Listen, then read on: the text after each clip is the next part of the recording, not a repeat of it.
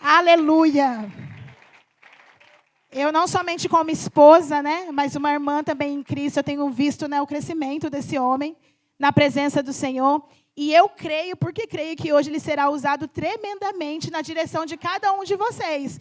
Eu venho já para receber. Deus fala comigo, eu não aceito sair daqui sem receber.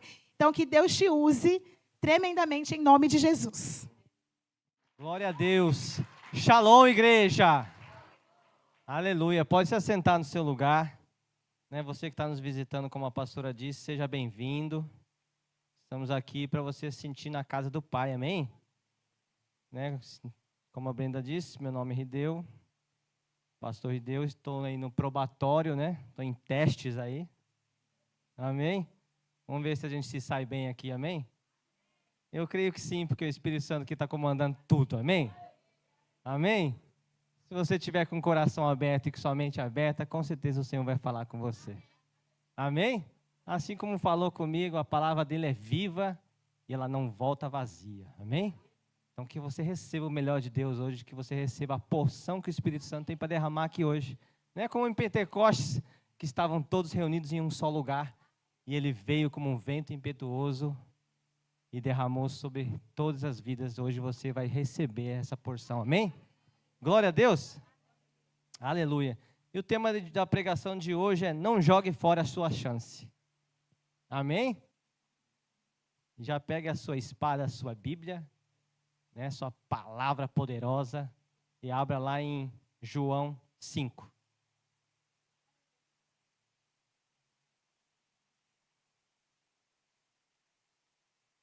João 5. Se você não tem uma Bíblia, você pode ler aqui comigo no telão, mas pode acompanhar aí também. 5:1 diz assim: algum tempo depois, Jesus subiu a Jerusalém para uma festa. Então estava havendo uma festa lá, dos judeus. Aleluia. Hoje vai ter festa aqui, amém? Amém? Há em Jerusalém, perto da porta das ovelhas, um tanque com 5 entradas ao redor, o qual em hebraico é chamado Betesda. Ali costumava ficar um grande número de pessoas, gravem-se daí, um grande número de pessoas doentes e inválidas, cegos, mancos, paralíticos. Um dos que estavam ali era paralítico que fazia 38 anos, muito tempo. Quando o viu deitado e soube que ele vivia naquele estado, havia tanto tempo, Jesus já está dizendo ali, quando o viu deitado e soube que ele vivia naquele tempo, tem uma versão que fala que, Diogo, deixa assim mesmo, amém? Esse estado havia tanto tempo. Jesus lhe perguntou, ou seja, Jesus já sabia: você quer ser curado? O paralítico disse: Senhor, não tenho ninguém que me ajude a entrar no tanque quando a água é agitada. Enquanto estou tentando entrar, outro chega antes de mim. Então, Jesus lhe disse: levante-se, pegue a sua maca e ande. Imediatamente o homem ficou curado, pegou a maca e começou a andar. Isso aconteceu em um sábado. Até aqui por enquanto. Amém? Feche seus olhos por um instante. Pai, em nome de Jesus, essa é a sua palavra. Em nome de Jesus, Pai, cabe a mim que agora eu diminua e que o Senhor cresça, e que eu desapareça e que o Senhor apareça, Deus. Em nome de Jesus, Pai, nós te entregamos esse domingo, te entregamos, consagramos a Ti, Senhor, esse culto. Ó Deus, venha falar com cada um de nós, ó Deus. Em nome de Jesus, Espírito Santo, te damos a total liberdade em nosso meio, em nome de Jesus. Amém? Aleluia. Então nós vimos ali que havia ali muitos enfermos naquele lugar, certo? E tinha um homem ali que já fazia 38 anos que estava enfermo, paralítico, já estava ali, já há 38 anos, muito tempo. Eu tenho 41, jovem ainda, porque a Bíblia respalda isso, que até 100 anos é jovem, amém? Glória a Deus. Mas também fala que Jesus já sabia que ele estava naquele lugar durante muito tempo. Já estava enfermo ali fazia muito tempo, amém? Responde a gente lá no verso 6. E Jesus faz uma pergunta para aquele homem: você quer ser curado? Você quer ficar são? E ele começa a argumentar, começa a falar muitas coisas, mas não tem ninguém que me jogue, não tenho ninguém que me ajude. Mas dá para imaginar, gente, 38 anos, não tem nenhum amigo? 38 anos, não tinha um para ajudar ele? É muito tempo, né? Sem uma amizade, sem alguém ali para se compadecer dele. Não é verdade? E Jesus, você pode ver que ele nem dá ouvidos para as desculpas dele, porque Jesus não está nem aí para as nossas desculpas, nossos argumentos. Ele simplesmente pega e fala: levanta daí, cara. Né? Tô a minha versão, tá? Levanta daí, pega a sua maca e vaza daqui. Pega a sua chance. Estou te dando uma chance agora. Vá.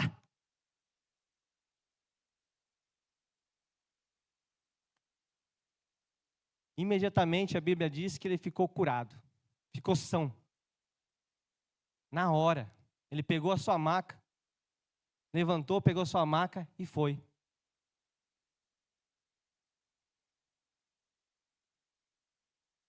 E Jesus curou ele, e ó, vazou. Porque a Bíblia está dizendo que ali havia muitos enfermos. Imagina se aquele cara começa a falar: estou curado, estou curado, estou curado. Imagina só, aquela multidão de enfermos ia tudo em cima de Jesus. Me cura também, eu quero minha cura, eu quero minha cura. Mas Jesus, ó, vazou dali. Curou e foi embora. Amém? Mas a Bíblia também diz que logo depois, Jesus volta a encontrar ele, lá no templo.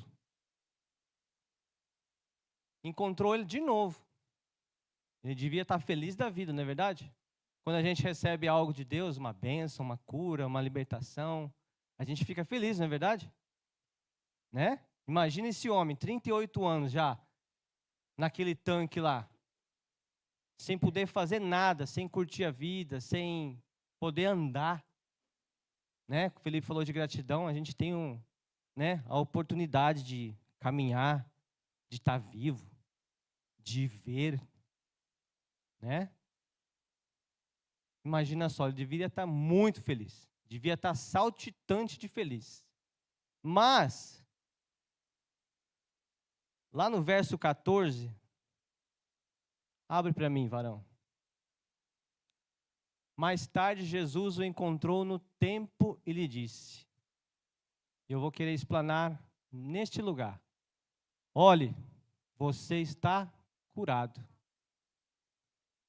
Não volte a pecar, não peques mais, para que algo pior não aconteça a você. Deixa aqui, deixa aí.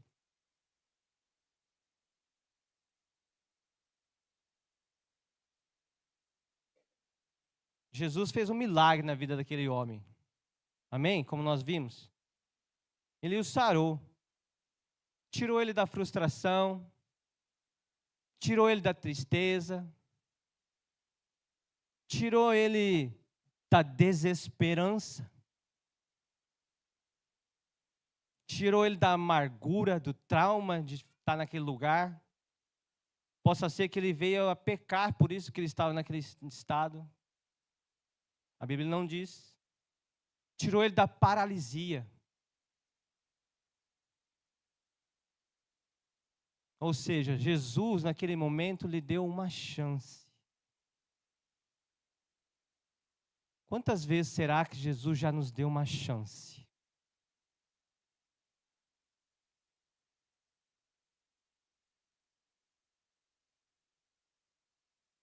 Ele dá uma chance para aquele homem e deixa uma instrução. Ele deixa uma direção para ele quando ele encontrou de novo. Deixou um alerta. Não peques mais, para que algo de pior, gente, pior do que 38 anos paralisado naquele lugar, sem amizade, na tristeza, sem esperança alguma, esperando só a morte chegar. A Bíblia não diz se ele é novo, se ele é velho, mas 38 anos daquele estado, ou seja, teve um momento em que ele andava. Teve um momento que ele estava bem. Mas, poxa, algo pior do que 38 anos naquele estado, gente, seria só a morte. pior do que aquilo?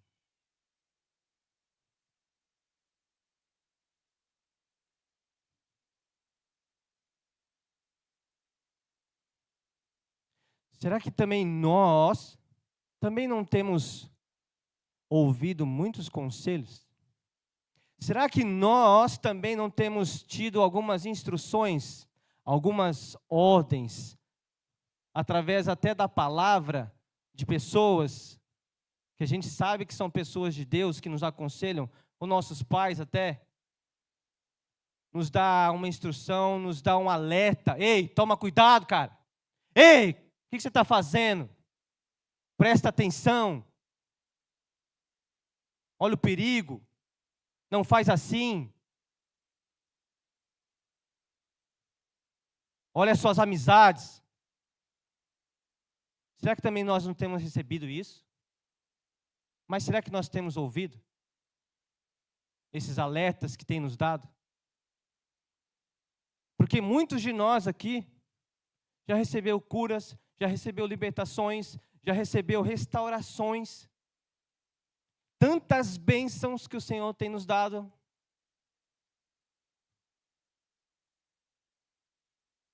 Mas será que o nosso caminho mudou? Será que minha atitude mudou?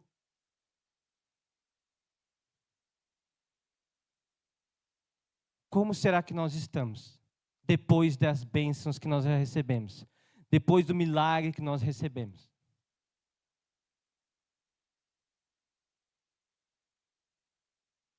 Porque eu tenho certeza que seus pastores, nossos pastores, seus líderes, têm sempre nos alertado, têm sempre nos instruído, têm sempre nos aconselhado. Mas a mudança é nossa. A decisão é nossa. A conversão é nossa. Ele pode nos curar, pode nos libertar, pode nos abençoar, mas não é porque você está aqui na igreja, não é porque você faz parte de uma célula, não é porque você recebe um discipulado, não tem mudança do que está adiantando. Se diz crente, não é porque você é assim, que você frequenta esses lugares, que algo de pior não possa lhe acontecer, não possa nos acontecer. Porque Jesus tinha acabado de curar aquele homem e falou, cara, tome cuidado, não peque mais, porque algo de pior pode te acontecer. Você acha que já foi ruim o que aconteceu? Se você não tomar cuidado, se você não ouvir aquilo que o Espírito está dizendo para você, pode lhe acontecer algo pior. E nós, cada um de nós sabemos aqui, bem sabemos da onde Deus nos tirou. Aonde nós estávamos, na escuridão, nas trevas, e agora Ele trazendo a gente para o reino do seu Filho amado, para a luz. Mas quais têm sido as nossas atitudes? Quais têm sido as nossas decisões? Qual tem sido o nosso caminho? Porque só existe um caminho.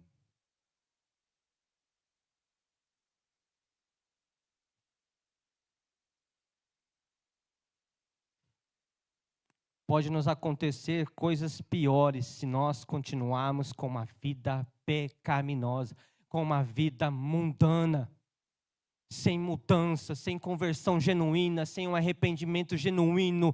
Pode nos acontecer coisas piores.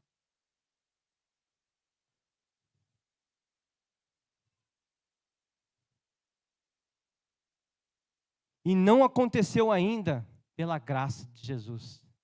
Não nos aconteceu ainda porque Deus tem misericórdia de nós.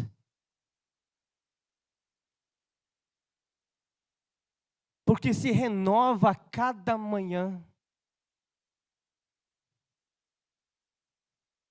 A graça dele nos alcançou.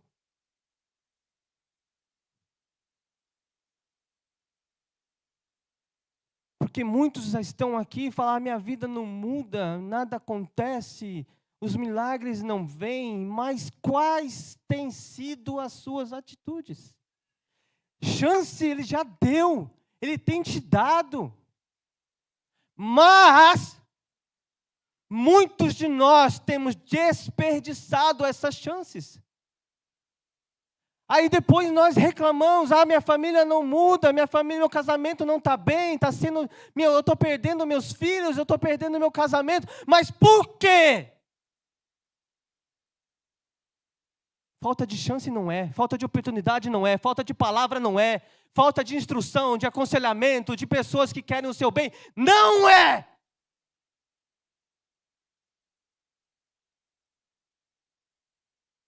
Mas você insiste em fazer as coisas erradas, insiste em tomar caminhos errados, insiste em ouvir pessoas erradas, insiste em andar com pessoas que não te levam para a cruz.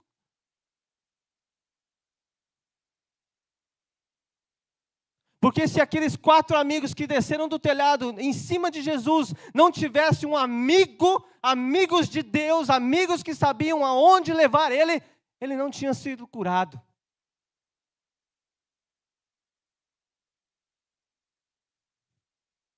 Porque senão nada adianta eu estar aqui, nada adianta você estar sentado aqui, para quê? Para quê? Só para vir aqui, bater o cartão e ir embora e não ter uma vida transformada? Porque o evangelho é transformação. Se vocês acham que o evangelho é só graça, tudo é de bom, não é. E eu também não vou ser mentiroso, não vou ser hipócrita para subir aqui em cima e falar que vai ser tudo maravilhoso.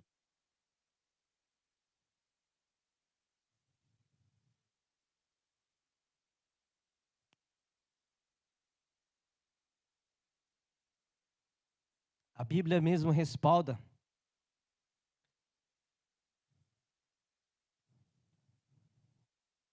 que quando nós nos afastamos de Deus, é 7 vezes pior. Mateus 12, 43, 45. Nós temos lá, recebemos a cura, recebemos a transformação, recebemos a limpeza que Jesus faz em nós, mas aí nós não damos prosseguimento, nós não continuamos, nós não perseveramos. Aí o demônio que saiu de você, ele vem, não acha, ele sai por aí, não acha um lugar onde repousar e volta para a mesma casa e vê que a casa está limpinha, está cheirosa, agora você foi limpo, mas você não deu continuidade, você não perseverou, você não está na presença de Deus. Aí ele vem e olha assim, uau, a casa aqui está da hora para morar. Chama mais 7. E o estado final daquele homem é pior do que o do começo.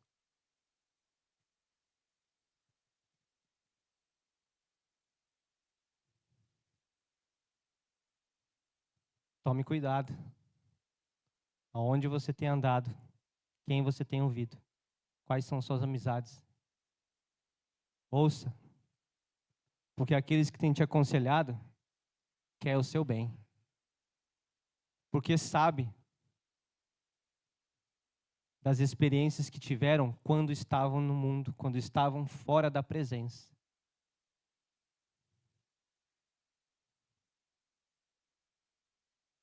Segunda Pedro 2, 21, 22. Teria sido melhor não ter conhecido o caminho da justiça do que, conhecendo, desviar-se do santo mandamento que lhe foi entregue. É como a velha parábola. O cachorro volta a farejar o que vomitou. E a porca, depois de lavada, volta à lama em que se espojo. Ou seja, veio para a presença uma vez, experimentou, recebeu, foi lavado, mas aí ele sai, larga tudo, vira um crente de carteirinha, um religioso, vira um crente que queima o nosso filme lá fora. Porque quando você não é crente lá fora, você está afastando as pessoas da igreja. Você está afastando as pessoas da presença. Porque as pessoas nos veem. E quando nós somos crentes, elas nos veem mais ainda. Olha lá, ó, aquele crentezinho, sem vergonha. Lá na igreja ele é todo, oh, Senhor. Aqui, só faz coisa errada, vive mentindo. Toma cuidado você que mente. Porque o pai da mentira é o demônio. E se você continua em mentira, falando só mentiras, teu pai é o demônio. Teu pai é Satanás. E não ache você não que está mentindo. A gente pode mentir aqui para as pessoas. Mas para Deus, Ele é onisciente, sabe de todas as coisas. E quando vem a luz, tudo se esclarece.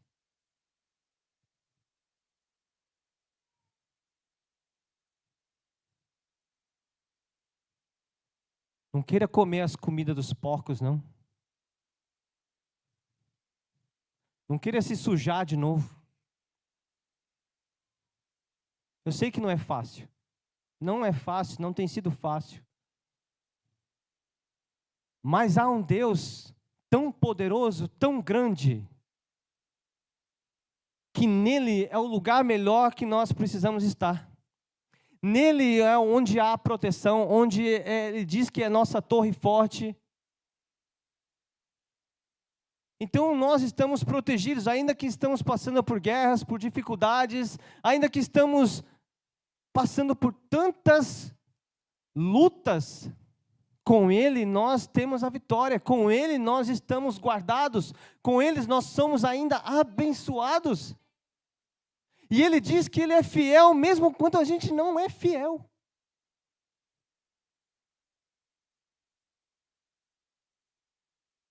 Mas a nossa carne, ela insiste em fugir da presença, ela insiste em obedecer, em não obedecer.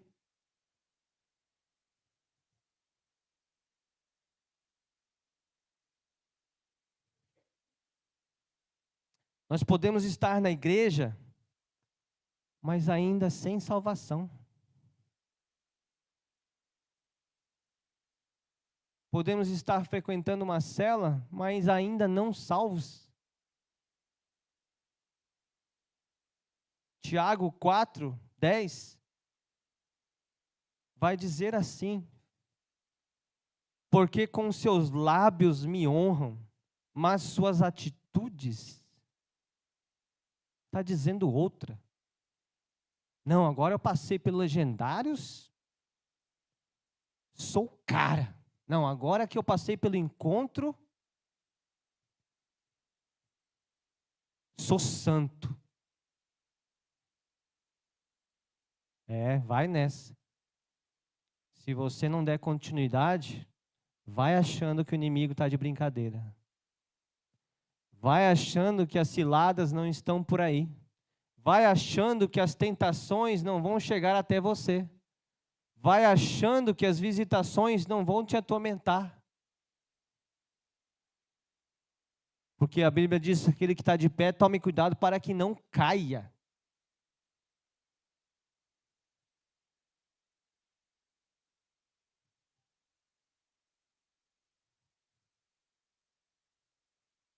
Ou a gente é crente, ou não é.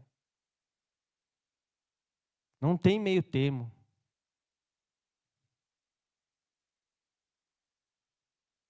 Porque o morno, Deus vomita. É melhor que seja frio. Mas eu prefiro ser quente, amém? Amém, gente?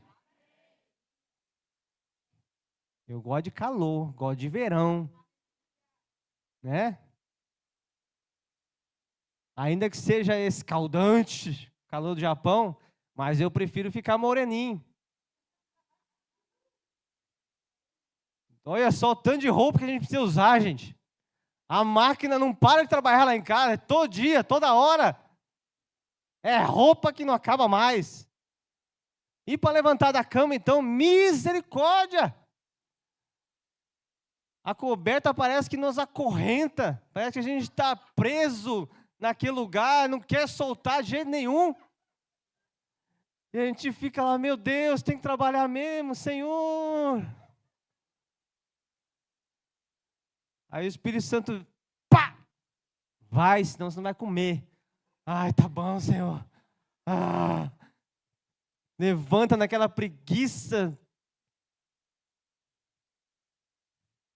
Calor é bom, tem que ser quente, fervoroso, pegando fogo. Amém? Labareda. Né? Como o irmão Fernando disse, sarça ardente. Né? Ele fala que eu sou sarça ardente por causa do meu cabelo, né? Que fica assim, né?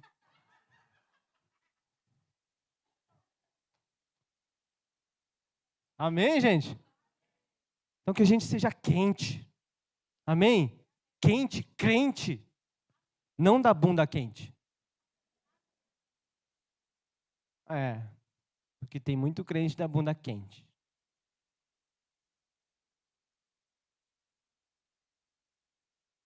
Vem para a igreja aqui com uma saia até aqui.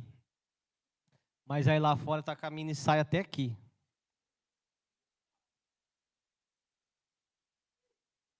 Gente. Felizmente tem. E você que fica desejando essas coisas, tome cuidado. Amém, gente? Então pare de se prejudicar, pare de se auto-sabotar. Mas por que eu estou falando isso?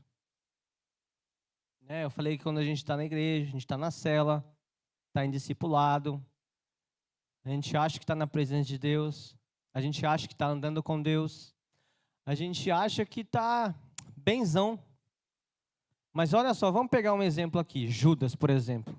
Judas, ele andou com a porta, mas ele não entrou. Judas, ele andou com o caminho, mas ele preferiu o beco sem saída. Ele preferiu os atalhos. Judas, ele andou com a salvação, mas ele preferiu a perdição. Judas, ele andou com a verdade, mas ele preferiu o engano, a mentira. Judas, ele andou com a vida e preferiu a morte. Então não é porque eu estou na igreja, ou não é porque eu estou dizendo que eu sou crente, porque o pior ateu é aquele que diz crer em Jesus, mas vive como se ele não existisse.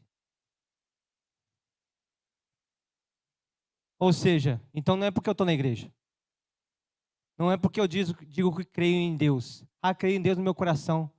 Mas vive como se ele não existisse, porque na primeira dificuldade,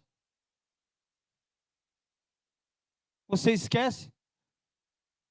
Ou falta dinheiro, você busca o dinheiro ao invés de buscar o dono do ouro e da prata.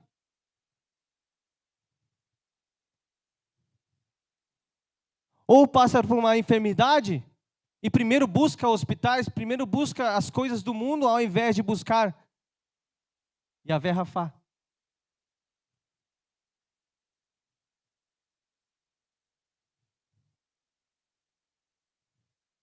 Então, mais do que falar, eu preciso fazer.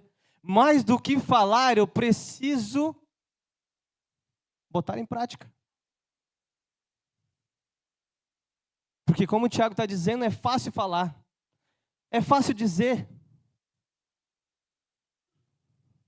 Mas só há mudança, só há conversão, só há arrependimento quando eu decido colocar as palavras do Senhor como prática da minha vida. Como aquilo que eu devo seguir, com aquilo que vai me trazer transformação, com aquilo que vai me trazer cura, com aquilo que é verdade, com aquilo que é vida, com aquilo que me leva para a cruz.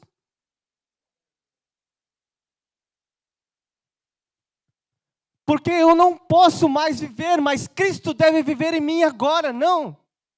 Não quero mais viver aquela vida mundana, aquela vida de pecado, aquela vida que não está me levando a nada, aquela vida que eu fico só andando em ciclos e não há mudança nenhuma. Então sai desse engano, sai dessa mentira.